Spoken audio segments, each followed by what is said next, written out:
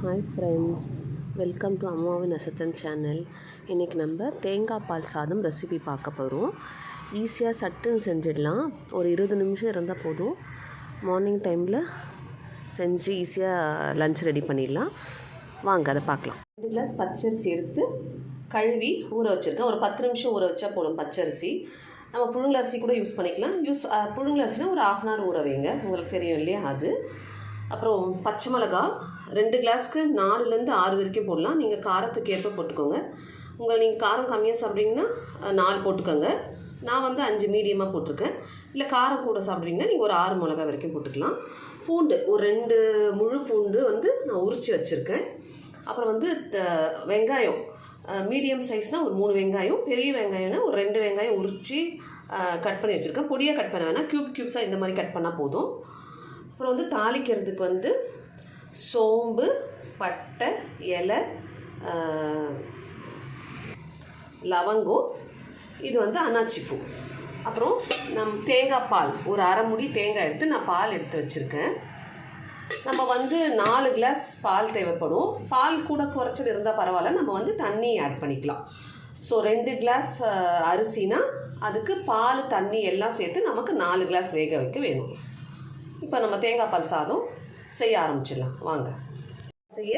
Cooker வச்சுருக்கேன். அதில் எண்ணெய் விட்டுருக்கேன் பாருங்கள். ஒரு 2 டேபிள் கம்மியாக எண்ணெய் விட்டால் போதும். ஏன்னா நம்ம தேங்காயிலேருந்து பால்லேருந்து எண்ணெய் வேறு வரும். ஸோ இது வச்சுட்டு நெய் வேணுன்றவங்க நெய் ஆட் பண்ணிக்கலாம், தப்பில்லை. நான் போடல. ஒரு அரை ஸ்பூன் நெய் போட்டுக்கோங்க. அதில் நம்ம தாளிக்கு வச்சுருந்தோம் இல்லையா, இந்த பொருட்கள்லாம் போட்டுக்கலாம்.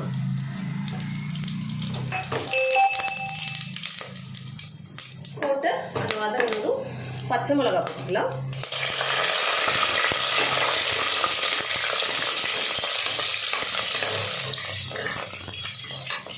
பச்சை மிளகா லேசாக வதங்கினதும் பச்சை மிளகா போடணும். கேரளாக இருந்தால் தெரிக்கும். வதங்கினதும் பூண்டு போட்டுக்கலாம். பூண்டு போட்டு சும்மா ஒரு 2 வதக்கினா போதும். அப்புறமா நம்ம ஆனியன் போட்டுக்கலாம். ஆனியன் கட் பண்ணி வச்சுருந்தோம் இல்லையா, அது போட்டுக்கலாம்.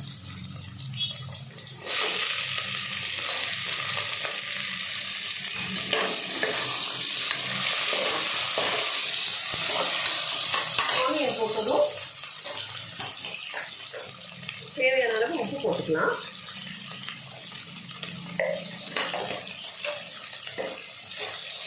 ஆனியன் நல்லா கண்ணாடி பதத்துக்கு வர அளவுக்கு வதங்கணும். ஆனியன் இந்த அளவுக்கு வதங்கிடுச்சு, போதும். நம்ம இப்போ அரிசியை போட்டுக்கலாம். ஊற வச்சுருந்தோம்ல,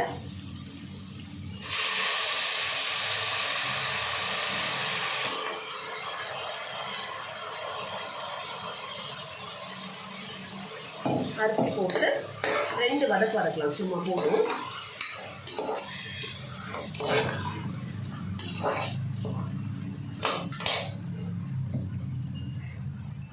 தேங்காய் பால் ஆட் பண்ணிக்கலாம்.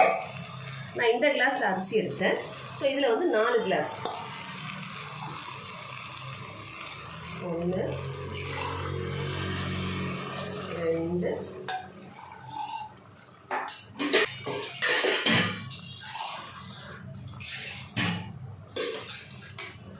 3.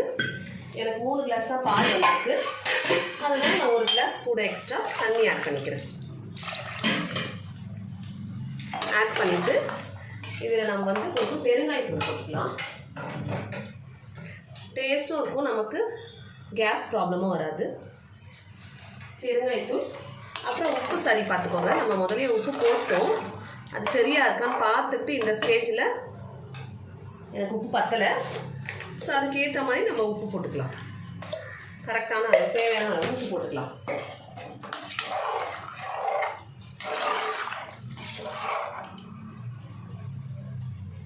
கரெக்டாக இருக்குது பாருங்கள். பார்க்குறதுக்கே அவ்வளோ நல்லது தேங்காய் பால் சாதம்.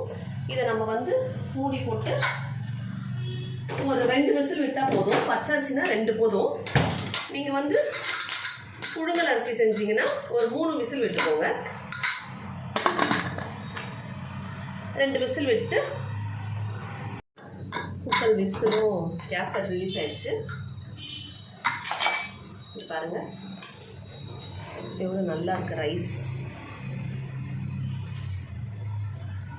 அவ்வளோதான், தேங்காய் பால் சாதம் ரெடி. நான் வந்து இன்றைக்கி அது சைட் டிஷ் வந்து எக் ஃப்ரை பண்ணியிருக்கேன்.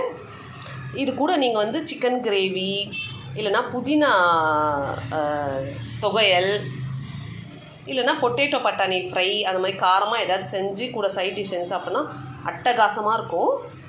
நல்ல ஸ்மெல் இருக்குது பாருங்கள்.